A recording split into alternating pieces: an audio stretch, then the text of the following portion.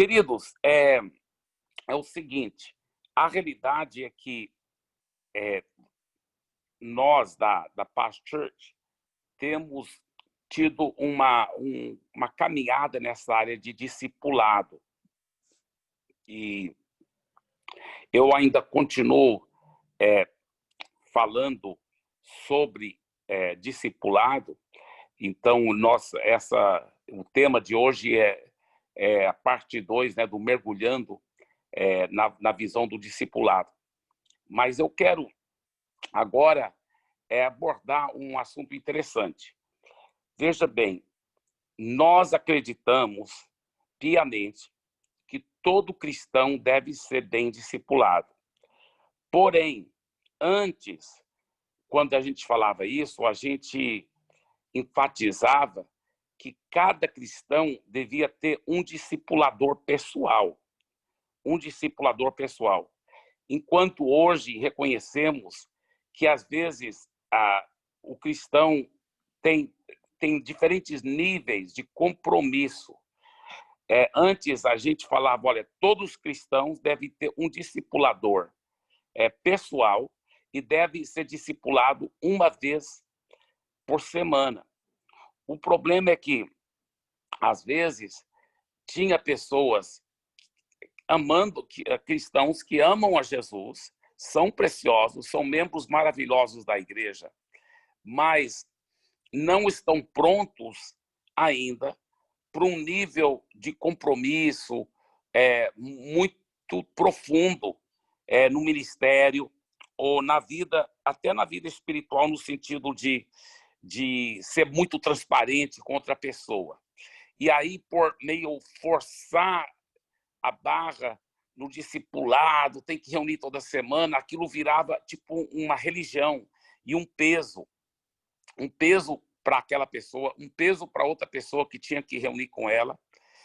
E, além desse fator agravante, pelo fato de, como se fosse forçar todo mundo para praticar um discipulado um a um, com todo mundo, toda semana, o que acontecia? Isso também fez com que muitas pessoas começavam a se tornar discipuladores e não estavam bem preparados. Então, teve discipulador que falhou horrivelmente. A pessoa se abria com seu discipulador e aquele discipulador estava tão mal e porcamente preparado que espalhava aquelas coisas confidenciais para outra pessoa, machucou, tinha muitas machucaduras. Então, pastor Eibe, alguém podia perguntar, mas nós ainda acreditamos no discipulado? Acreditamos demais. E, aliás, eu acredito mais no discipulado agora do que qualquer outra época da minha vida. E nós temos aperfeiçoado, pela misericórdia de Deus, um sistema muito, muito legal. Quando a pessoa começa a se envolver na igreja, seja ela convertendo na igreja, entregando a vida a Jesus, seja ela reconciliando com Deus, ou seja ela sendo transferida de outra igreja para a nossa igreja, imediatamente nós procuramos encorajar amorosamente aquela pessoa a ser membro de um life group. E nesse life group, ela vai, então, ser bem discipulada. Como que ela vai ser bem discipulada? Através de um pastoreio eficaz. Através de um pastoreio eficaz, de um amor, de um carinho. Então não é discipulado um a um. Então, muitas vezes ainda é um discipulado um a um, mas não tem necessariamente um discipulador. E não necessariamente tem que reunir toda semana. Então, diferentes líderes daquele life group, ou pode ser o líder principal do life group, pode ser um líder em treinamento, um dos líderes do life group, vão estar, assim, cuidando daquela pessoa, pastoreando aquela pessoa, reunindo com ela, muitas vezes um a um, de uma forma espontânea, não com peso e nem com uma obrigação de reunir toda semana com um discipulador. Agora, na medida que a pessoa está sendo bem pastoreada, bem cuidada, bem acompanhada pelos líderes do Life Group, deixa eu só abrir um parênteses.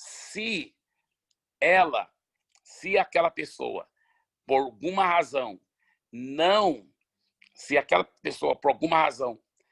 fez o acompanhamento inicial, ainda, mesmo que é um pastor que vem congregar na nossa igreja, nós encorajamos ela para receber esse acompanhamento inicial e, enfim, uma vez que ela terminou o acompanhamento inicial, ela continua sendo discipulada através daquele acompanhamento pastoral do Life Group.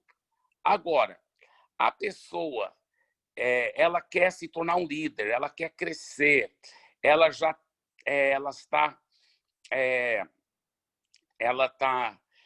quer se tornar um discipulador. Quando ela se torna um discipulador, automaticamente ela vai ajudar o líder de Life Group, porque ela, se tornando um discipulador, ela vai poder ajudar a discipular outras pessoas, cuidar de novos convertidos, também ajudar a discipular outros membros do Life Group.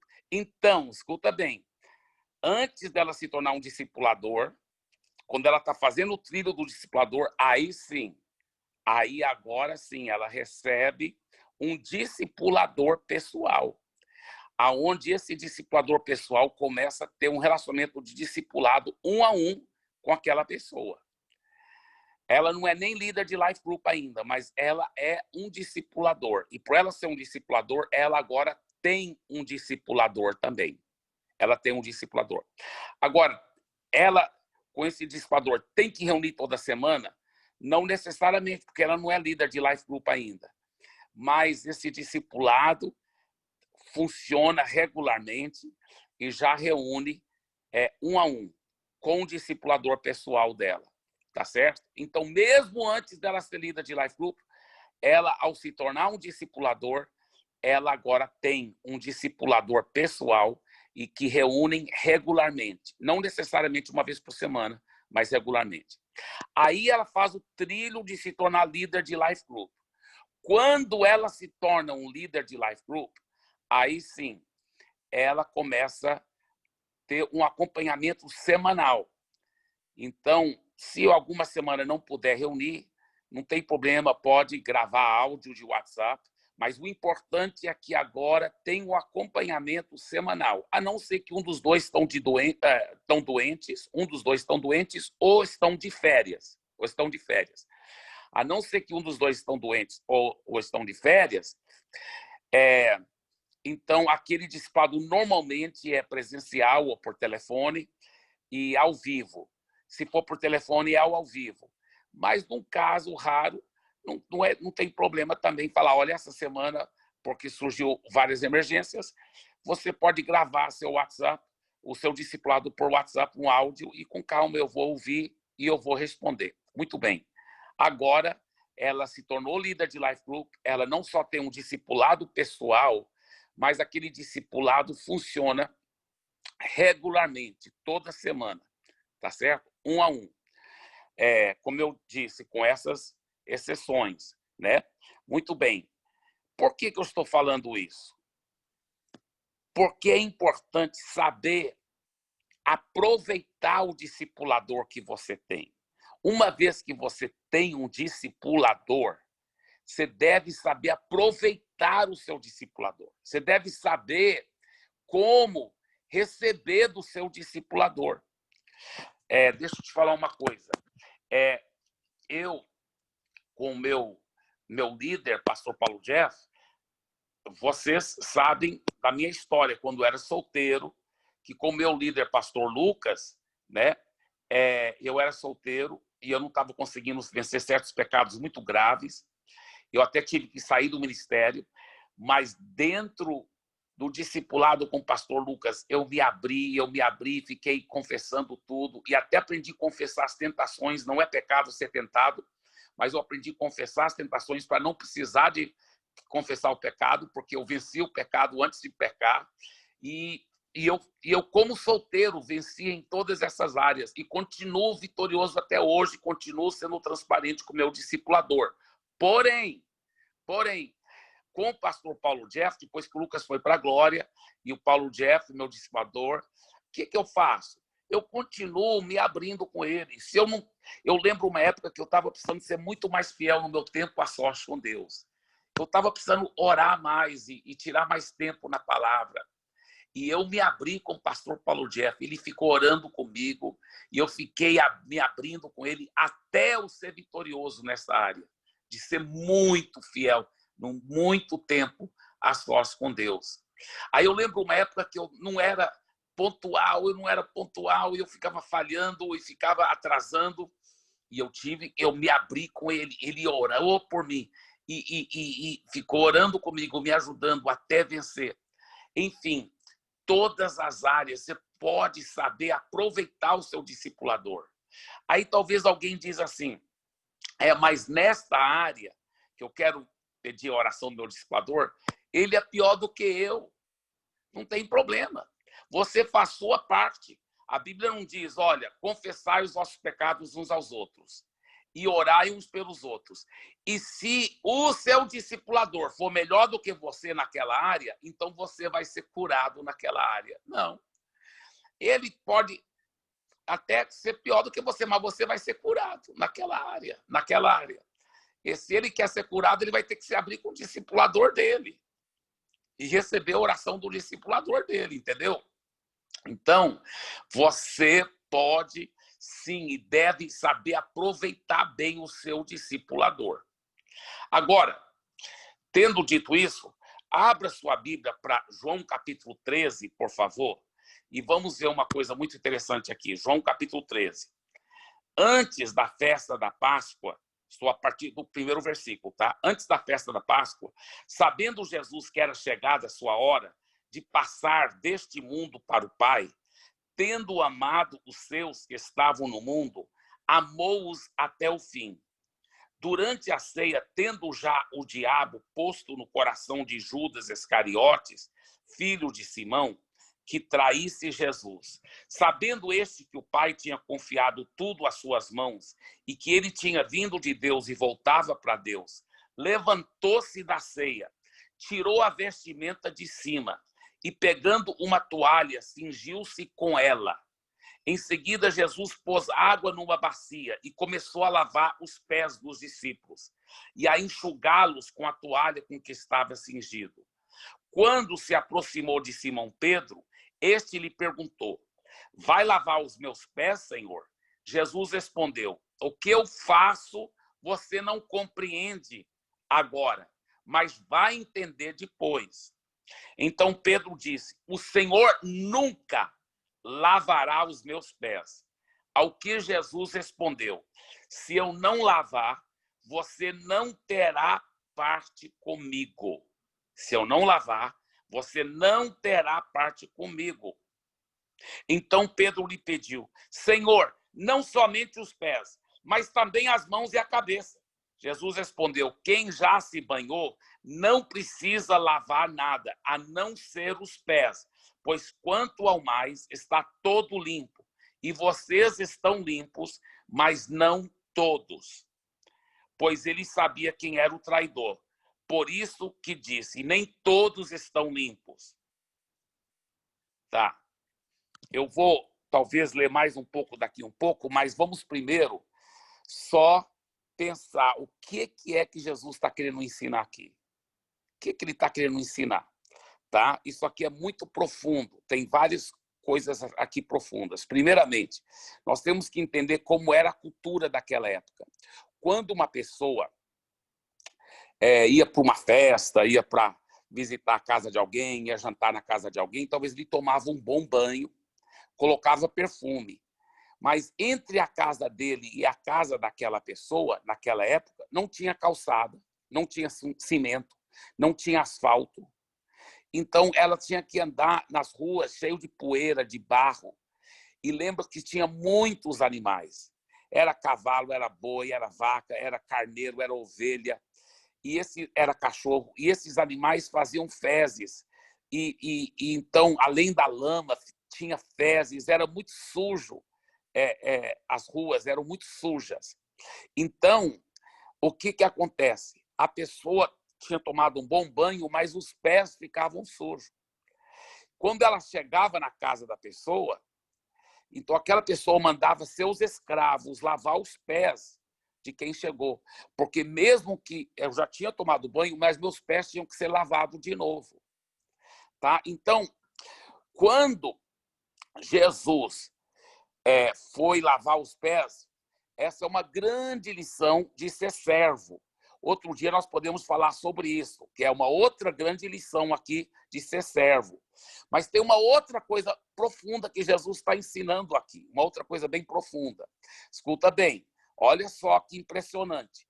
Porque Jesus chega para lavar os pés de Pedro e Pedro diz, não, o senhor nunca vai lavar meus pés. Aí Jesus diz assim, se eu não lavar seus pés, você não pode participar do meu ministério.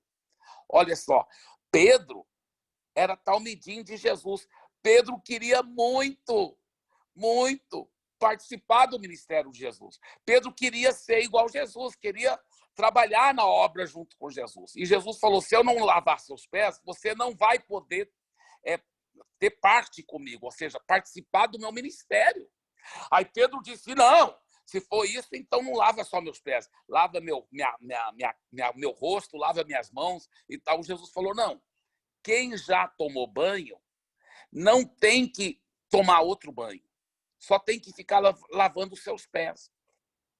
E ele falou, vocês já tomaram banho, você só tem que ficar lavando os seus pés de vez em quando. Aí ele falou, agora, nem todos de vocês tomaram banho. Um aqui que não tomou banho. Qual foi aquele um que não tinha tomado banho? Porque tomar banho quer dizer ser salvo, ser lavado pelo sangue de Jesus.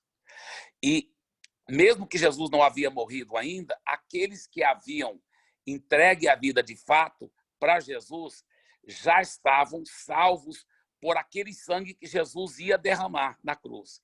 Então, escuta bem, quem era o único lá que não tinha tomado banho? O Judas Iscariote. E a própria Bíblia fala que era o Judas que não tinha tomado banho espiritualmente. Tá? Então, o banho é ser salvo, é ser lavado pelo sangue de Jesus. Agora, o que Jesus disse? Quem já tomou banho, mesmo assim, tem que ficar lavando os pés de vez em quando.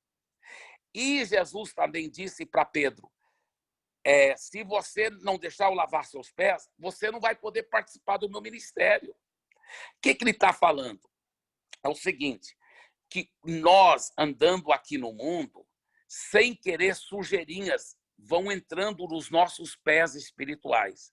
Tá? Você está dirigindo o seu carro e, de repente, tem um outdoor com uma mulher nua. Você não fica olhando, porque você não vai ficar olhando, em nome de Jesus. Mas, sem querer, você viu aquilo e sujou um pouco seus pés espirituais. Lá no seu trabalho, de repente, alguém solta uma piada suja, horrível, bem suja. Você não ri, você não participa daquela piada suja, mas você ouviu a piada suja, ela sujou seus pés. Você está assistindo o jornal, e de repente o jornal mostra, as praias estão abertas, e mostra um monte de mulher de fio dental. Você não vai ficar olhando, você fechou seus olhos, mas sujou um pouquinho seus pés. Você, de repente, está ouvindo um podcast sobre política, só que o cara fala um monte de palavrão e você não estava concordando com aquele palavrão, mas sujou seus pés. Então, olha só, Jesus disse, Pedro, se você não for humilde o suficiente para deixar outra pessoa lavar seus pés, você não pode participar do meu ministério. Porque para poder participar do meu ministério, os pés têm que estar limpos. Os pés têm que estar limpos, porque formosos são os pés dos que anunciam as boas novas do Evangelho. Você tem que calçar os pés com a preparação do Evangelho da paz. Se você quer trabalhar para Jesus, quer ser líder de life group, quer ser discipulador, quer ganhar almas para Jesus, quer cuidar bem daquelas almas e quer se envolver mesmo no ministério, seus pés têm que estar limpos. E para os seus pés têm que estar limpos, isso é discipulado. Você vai ter que ser humilde o suficiente para deixar outro irmão lavar seus pés, para você se abrir com ele, para você pedir oração dele. Isso é deixar o outro lavar os seus pés. Por isso que Jesus disse, olha só o que ele disse: vocês compreendem o que eu lhes fiz? Vocês me chamam de mestre e de senhor e fazem bem porque eu sou. Ora, se eu sendo senhor e mestre lavei os pés de vocês, também vocês devem lavar os pés um dos outros. Então, aqui ele está falando de servir uns aos outros, mas servir como? Ajudando a tirar as sujeiras dos pés. Porque lembre-se que se a pessoa tiver pés sujos, mesmo que ela já foi salva, mesmo que ela já tomou banho, ela não pode participar do ministério de Jesus. Como que eu lavo meus pés? Eu não lavo meus pés. Eu tenho que pedir outra pessoa para lavar meus pés. Pedro foi orgulhoso demais no começo. Não não vou deixar Jesus lavar meus pés. Quem sou eu? Não, era um orgulho falso, era uma humildade falsa, né? Uma humildade falsa. Mas Jesus falou, Pedro, se você quiser realmente participar do meu ministério, você tem que deixar outra pessoa lavar seus pés. Você vai ter que se abrir, você vai ter que receber ajuda. E aí, quando você recebe ajuda, deixa outra pessoa lavar seus pés. Aí sim, formosos são seus pés, porque anunciam coisas boas do Evangelho. E agora, esses pés formosos e poderosos, em breve o Deus da paz esmagará Satanás debaixo dos seus pés. Então, o que eu estou querendo enfatizar com essa aula nesta tarde? É a necessidade que todos nós líderes, todo mundo que é discipulador para cima, de não só ter um discipulador pessoal, mas saber aproveitar esse discipulador, saber se abrir com ele, saber pedir oração, saber confessar pecados, saber pedir ajuda, saber pedir ajuda e apoio na sua caminhada cristã e no seu ministério. Temos que nos despir do nosso ego, da nossa humildade falsa e falar, eu vou me abrir, eu vou receber ajuda, eu preciso do meu irmão, eu não sou uma ilha, eu preciso dele, eu preciso do meu irmão lavando meus pés para que eu possa alcançar o que Deus quer para mim. Amém, queridos? Bem, já estamos vencidos os horários, né? O horário para até 6h45. Eu declaro sobre a sua vida um discipulado eficaz e uma cooperação da sua parte de deixar o seu irmão lavar os seus pés e ajudar você, tá? Que Deus abençoe. Um beijo no coração, tudo de bom e nós te amamos muito.